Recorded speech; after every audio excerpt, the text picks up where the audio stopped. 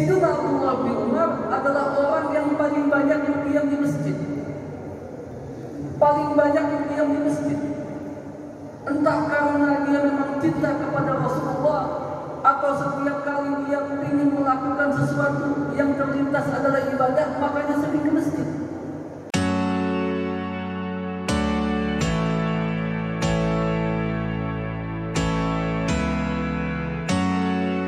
Subhanahu wa ta'ala memberikan kita umur yang panjang.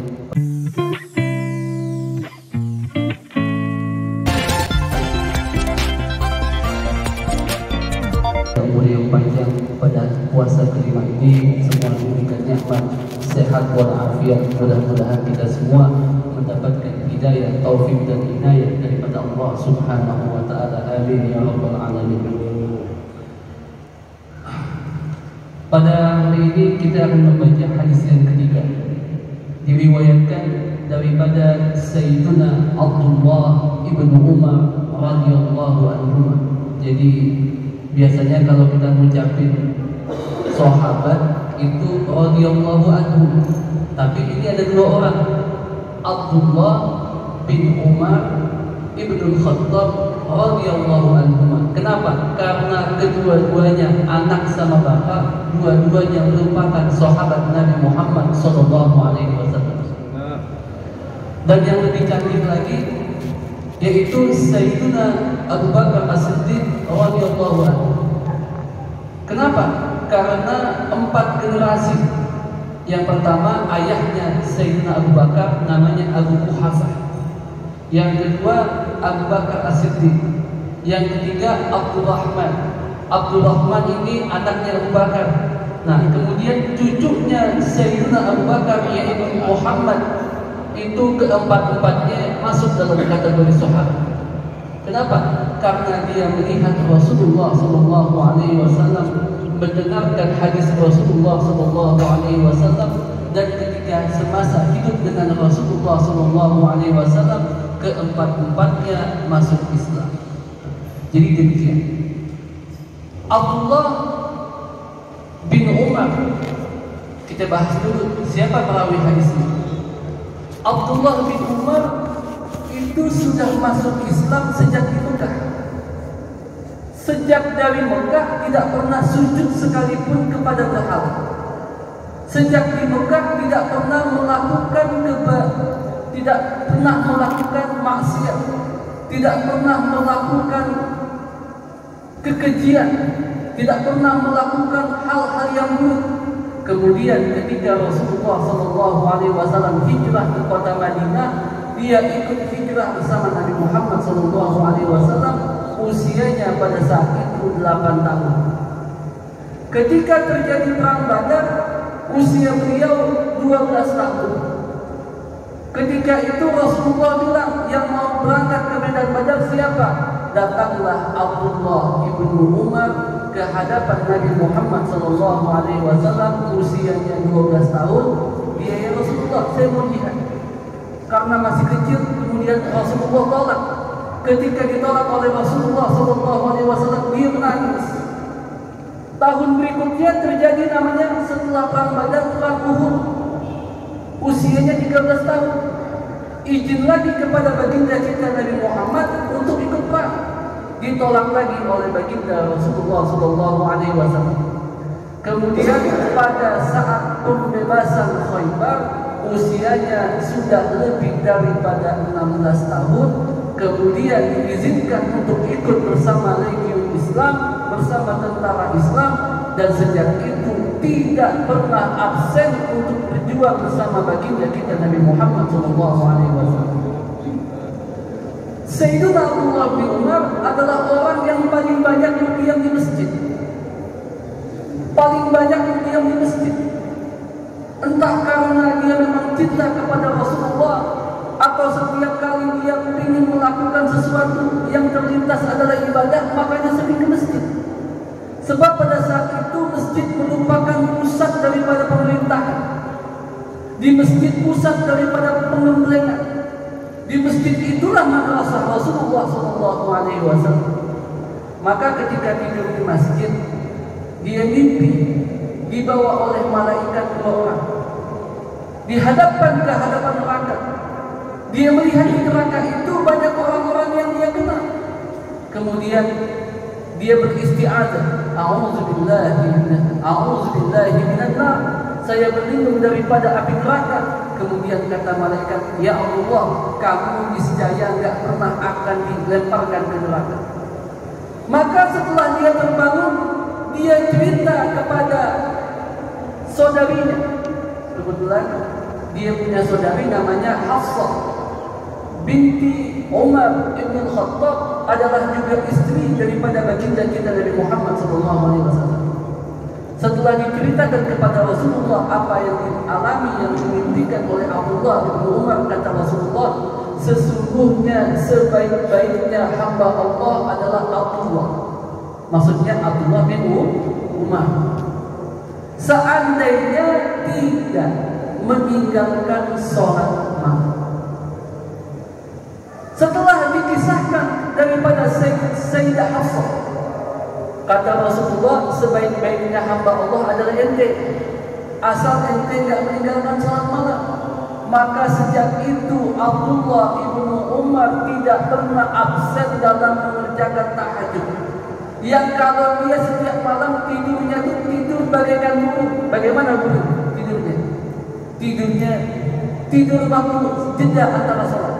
Jadi habis isya tidur sebentar sedikit, dia sholat. Kemudian duduk sambil zikir, dia ketiduran sebentar, bangun, wudhu lagi, sholat lagi, sampai kira-kira sampai subuh 4 kali seperti itu. Jadi tidurnya sedikit 4 kali, tetapi setelah itu wudhu, sholat lagi, wudhu, sholat lagi, wudhu, sholat lagi. Kenapa? Karena kata Rasulullah SAW, sebaik-baiknya hamba adalah Abdullah bin Umar, seandainya dia tidak meninggalkan sholat malam. Kemudian hadisnya, kata Abdullah bin Umar, saya mendengar Rasulullah SAW, buniyal Islamu ala khamsin. Itu namanya Islam dibangun atas 5 pilar. Jadi seakan-akan Rasulullah mengasih tahu kepada kita semua bahwasanya kalau dianalogikan agama kita itu bagaikan bangunan. Bangunan tidak akan kokoh kecuali dengan tiang-tiang yang kokoh, juga kecuali dengan pondasi-pondasi yang kuat. Seandainya kita kehilangan satu pondasi, maka Islam gampang dikalahkan. Apa yang pertama? Syahadatu an la ilaha illallah. Yang pertama syahadat. Yang kedua adalah sholat. Yang ketiga adalah zakat. Yang keempat adalah haji. Nah, ini pada saat riwayat hadis ini, yang keempat itu haji. Yang kelima baru puasa di bulan suci Ramadan. Puasa di bulan suci Ramadan. Maka semua orang yang percaya kepada Allah dan kemudian percaya kepada Rasulullah SAW, tapi dia masih percaya dengan adanya Nabi setelah Nabi Muhammad SAW. Seperti apa? Seperti pengikutnya Tulaiha, pengikutnya Musailamah Al-Kadzab, pengikutnya Mirza Ghulam Ahmad, pengikutnya Ja'far Musaddiq, pengikutnya nabi-nabi palsu. Itu semua terlepas daripada Islam, bukan bagian daripada Islam. Kenapa? Karena fondasinya adalah dia iman kepada Allah. Kemudian yang kedua, Rasulullah SAW adalah Nabi yang diutus oleh Allah dan merupakan hamba terakhir di akhir zaman, dan tidak ada lagi Nabi setelah Rasulullah SAW. Maka namanya Riyadiyah, kemudian sekte-sekte yang lain, itu bukan bagian dari Islam. Orang-orang UI dan orang-orang Kemenak menolak untuk menerima dia bagian dari Islam. Kenapa? Karena Islam jelas.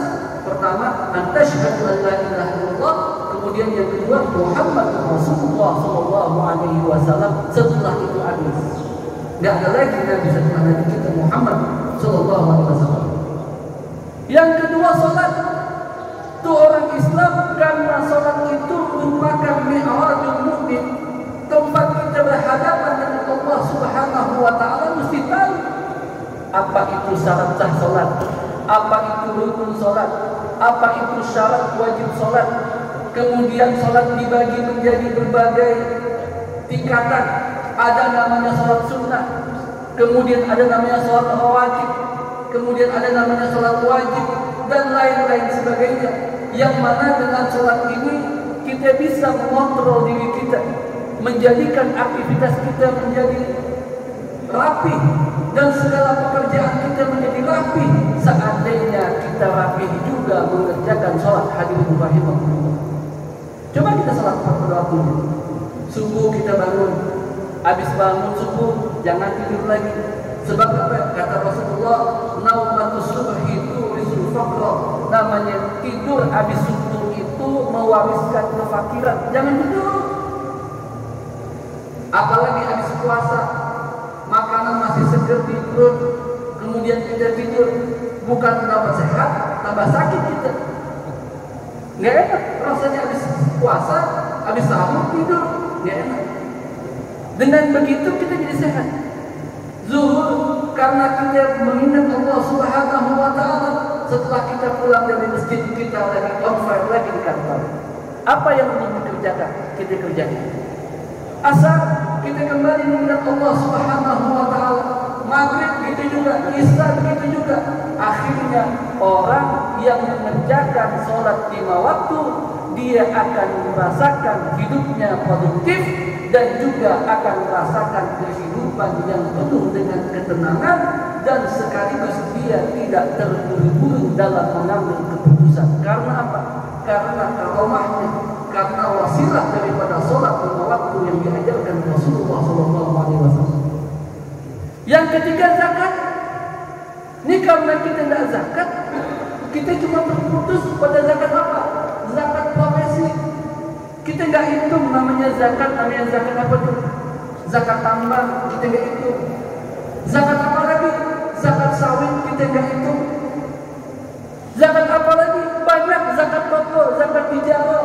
Orang yang begitu kaya dia jual bahan bangunan, dia jual yang lain-lain, tapi dia nggak hitung namanya zakat. Padahal zakat itu sama wajibnya dengan sholat, sama wajibnya dengan puasa. Islam jadi lemah karena begitu. Yang kaya semakin kaya, yang miskin semakin miskin. Akhirnya apa? Akhirnya potensi keuangan yang harusnya merata di setiap lini daripada tatanan sosial masyarakat terkumpul pada hanya segelintir orang, yang menyebabkan namanya oligarki, yang menyebabkan yang berkuasa dia lagi. Itu kalau kita melakukan syariat Islam sesuai dengan pada tuntunan Nabi kita Muhammad SAW, maka harta yang begitu banyak muncul keberkahan. Keberkahan ini tidak bisa dilihat daripada uang. Keberkahan ini tidak bisa dihitung secara matematis. Mungkin 1000 sama di kantong kita, tetapi manfaat 1000 bagi satu orang dengan orang yang lain beda rasanya. Maka yang lebih banyak manfaat daripada uangnya, itulah namanya barokah. Dengan uang segitu dia bisa sedekah. Dengan uang segitu istrinya menjadi taat kepada Allah. Dengan uang segitu anaknya menjadi anak yang berbakti kepada dia.